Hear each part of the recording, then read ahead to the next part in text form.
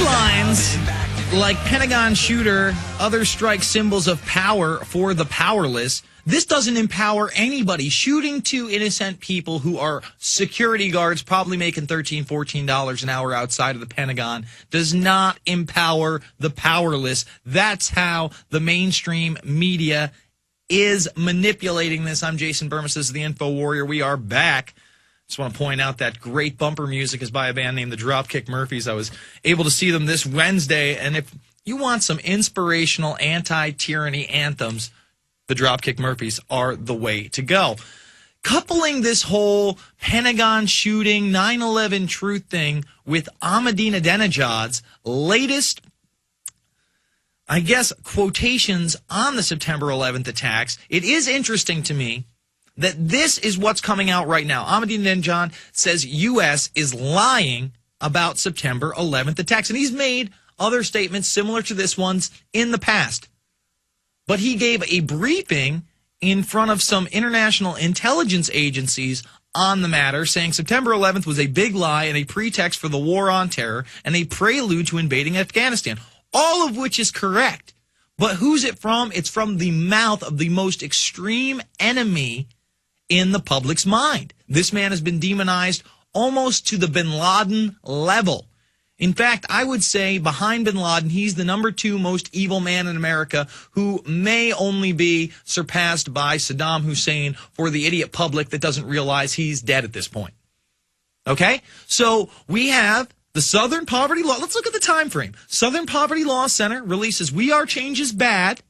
We have a Pentagon crazy shooting guardsmen, and then headlines all over September 11th, conspiracy theorist shoots Pentagon, and then headlines like this one, Pentagon shooter, other strike symbols of power for the powerless. This is not a symbol of power for the powerless. This is not a positive thing. No one has said this shooting has empowered anybody or anybody's belief system.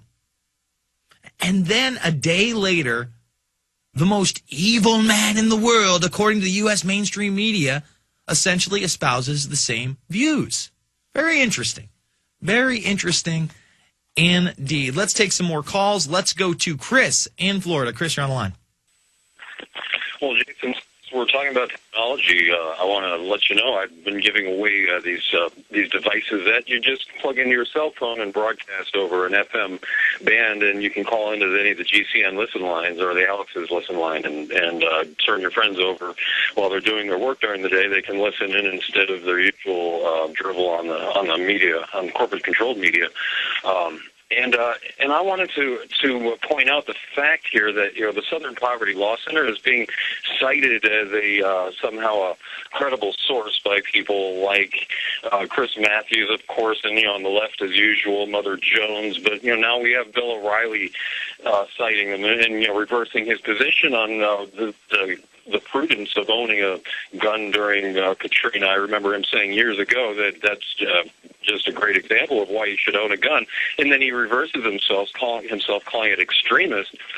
And, I have a real concern here because I have a local community-sponsored radio station that is turning more corporate controlled, apparently. They play the NPR News, of course, and they interviewed the author for that Mother Jones article on the Oath Keepers in the Age of Treason. And, the thing is that they're trying to frame this as an anti-Obama rather than an anti-office, or perhaps restricting the office of the president. They always refer to the president.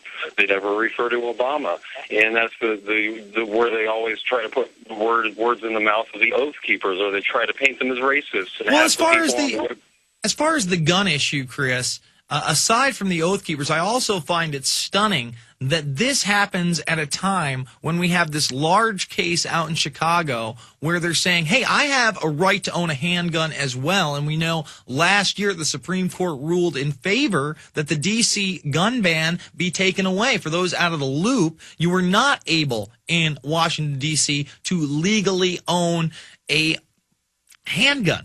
Now, of course, this guy would have been exempt. He's not from the D.C. area. He had this handgun. I'm not sure whether it was legal or illegal, but legally he could have carried it now. So I'm surprised that they haven't jumped on that bandwagon as well and said, look, we took away the D.C. gun ban and see what happened. We had people get shot. Appreciate the call, Chris. Let's go to Gary, Washington, D.C. Gary on the line. Jason, how you doing tonight? Good.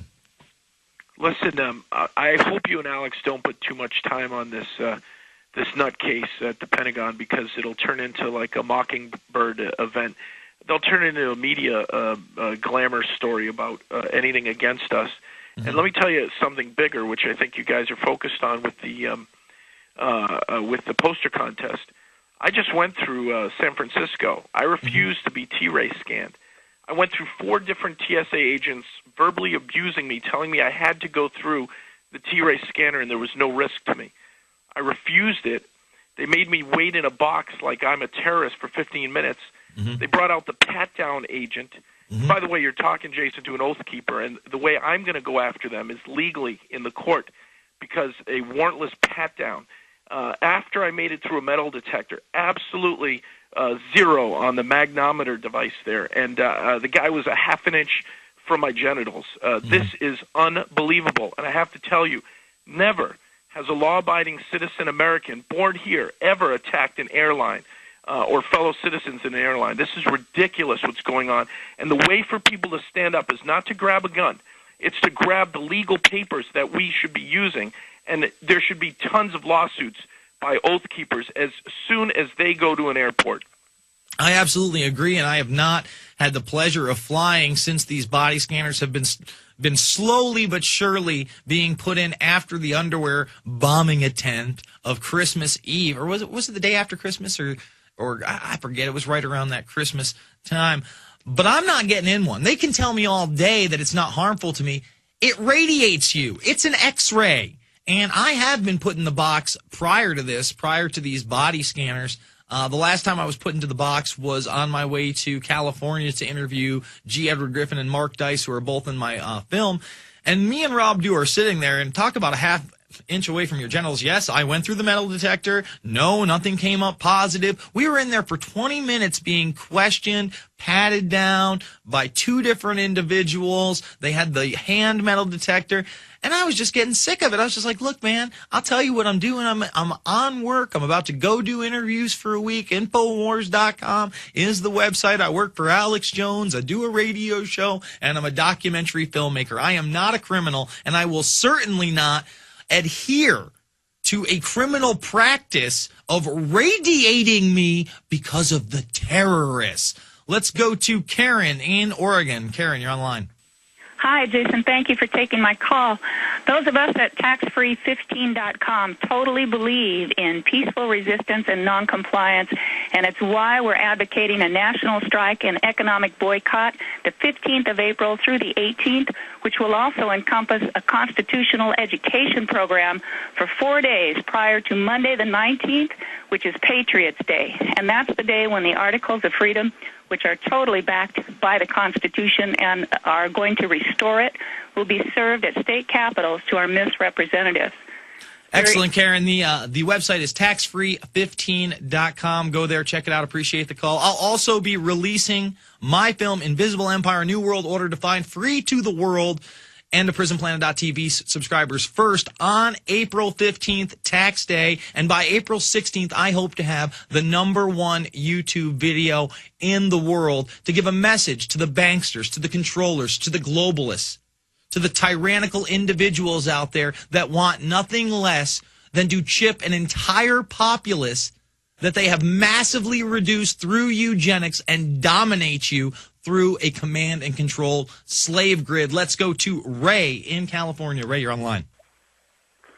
Yes. Hi, Jason. I called about a couple weeks ago asking about information about chemtrails. Mm-hmm. And I also just heard about you saying how people who smoke marijuana and talk about 9/11 truthers or listening conspiracies are bad and depressed and everything. Well, that's what Geraldo was saying. Well, I mean, that was what Geraldo was saying. I wasn't saying that myself. I was saying that's what the media seems to be saying about this shooter in the Pentagon. I've noticed that the two main talking points are that he's a 9/11 conspiracy theorist and somehow a heavy manic depressive marijuana smoker. So I'm just mentioning that the media is demonizing both marijuana and 9/11 truth when the vast majority of shootings by nuts out there are the people that are on Prozac and other reuptake inhibitors. Go ahead, Ray. Okay, well, what I noticed here in LA is they're demonizing medical marijuana clinics, and since they fought back, and now they're going after the doctors who prescribe medical marijuana by sending undercover cops and news reporters to get prescriptions and ask doctors, making them look bad and making the fight against marijuana. Well, that, sir, is done by design because the marijuana trade is not under federal control and it undermines their illegal drug trade. You can check out that and many other facts in the sequel to American Drug War, How Weed Won the West, now available over at INFOWARRIOR.com and PrisonPlanet.tv. Appreciate the call.